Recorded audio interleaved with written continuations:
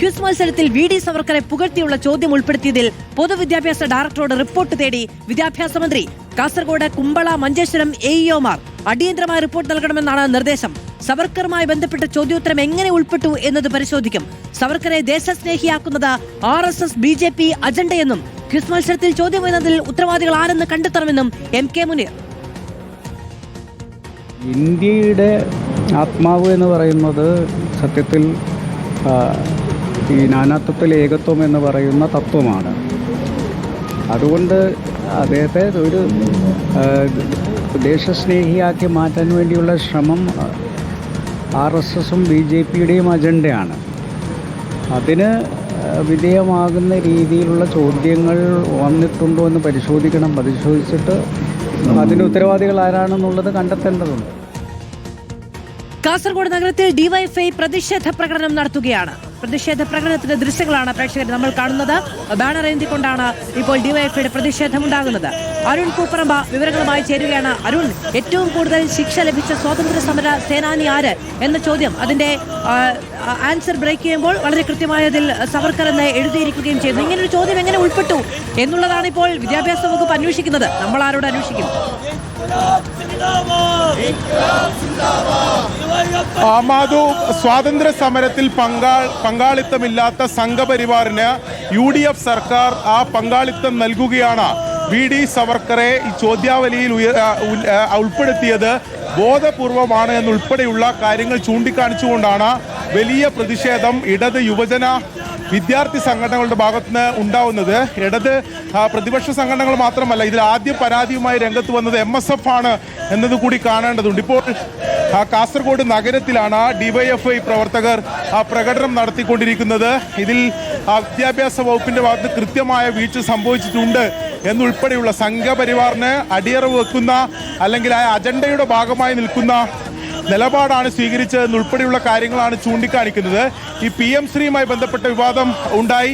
അതിൽ വലിയ പ്രതിരോധത്തിലാണ് മുസ്ലിം ലീഗ്. അതിൽ വിമർശനം മുസ്ലിം ലീഗിന് എതിരെ ഉണ്ടായിരുന്നു. ഇപ്പോൾ വിദ്യാഭ്യാസ വകുപ്പ് വഹിക്കുന്ന മുസ്ലിം ലീഗിനെതിരെ തന്നെയാണ് മുദ്രാവാക്യം വിളിച്ചുകൊണ്ട് DYFI പ്രവർത്തകർ ഇപ്പോൾ മുന്നോട്ട് പോകുന്നത്. ഇവിടെ കുമ്പള, കാസർഗോഡ്, മഞ്ചേശ്വരം ഈ 3 ഉപജില്ലകളിലെ സ്കൂളുകൾക്ക് നൽകിയ ക്വിസ് മത്സരത്തിലെ ചോദ്യാവലിയിലാണ് വി.ഡി. സവർക്കറെ പുകഴ്ത്തിക്കൊണ്ടുള്ള ഈ ചോദ്യോത്തരം ഉൾപ്പെട്ടിട്ടുള്ളത്. എന്തായാലും വലിയ പ്രതിഷേധമാണ് ഉണ്ടാകുന്നത്. വലിയ പ്രതിഷേധത്തിലേക്കാണ് ഇപ്പോൾ. തീർച്ചയായും വലിയ പ്രതിഷേധമാണ്. കേരളത്തിന്റെ വിദ്യാഭ്യാസ മേഖലയെ സംഘപരിവാറിന് തീരെഴുതുമെന്നാണ് കേരളത്തിലെ UDFന്റെ സർക്കാർ ഇപ്പോൾ പ്രഖ്യാപിക്കുന്നത്.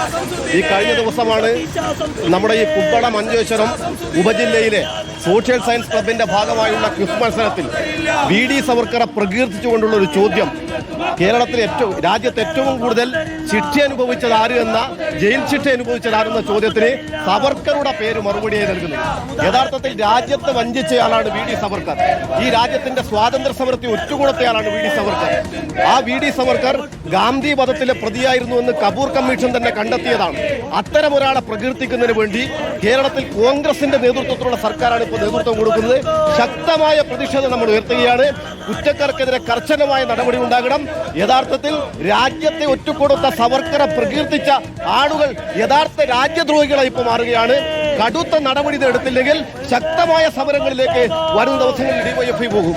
അത് അത്തരത്തിൽ വലിയ പ്രതിഷേധത്തിലേക്ക് പോകുമെന്നാണ് DYFI പറയുന്നത്. അതോടൊപ്പം തന്നെ SFI ഉൾപ്പെടെ വലിയ പ്രതിഷേധ പരിപാടികൾ പ്രഖ്യാപിച്ചിട്ടുമുണ്ട്. ഇതിൽ സംഘപരിവാറിന് അടിയറവ് വെച്ചുകൊണ്ട് വി.ഡി.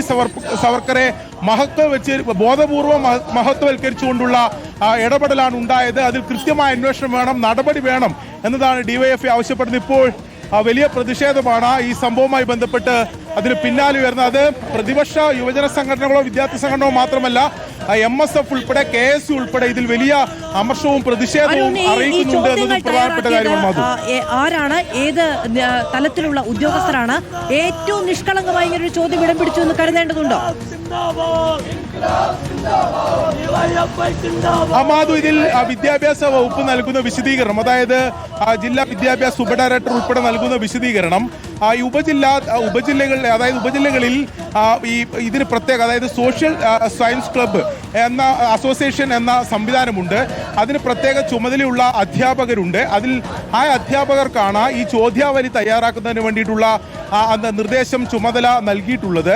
ആ അധ്യാപകരാണ് ഇപ്പോൾ ഈ വിവാദമായിട്ടുള്ള കുമ്പള, കാസർഗോഡ്, അതോടൊപ്പം തന്നെ മഞ്ചേശ്വരം ഉപജില്ലകളിലെ സ്കൂളുകളിലേക്ക് നൽകിയ ചോദ്യാവലി തയ്യാറാക്കിയത് എന്നാണ് പറയുന്നത്. അപ്പോൾ ആ ചോദ്യാവലിയിൽ ആ അധ്യാപകർ എങ്ങനെ VD സവർക്കറെ കൊണ്ടുള്ള ചോദ്യം ഉൾപ്പെടുത്തി എന്നത് അന്വേഷണത്തിലൂടെ പരിശോധിക്കേണ്ടതാണ്. അത് പരിശോധിച്ചാൽ മാത്രമേ ഇതിൽ എങ്ങനെ ഇത് സംഭവിച്ചു എന്ന കാര്യം അത് വ്യക്തമാകൂ എന്നതാണ് വിദ്യാഭ്യാസ വകുപ്പ് പ്രാഥമികമായി വിശദീകരിക്കുന്നത്.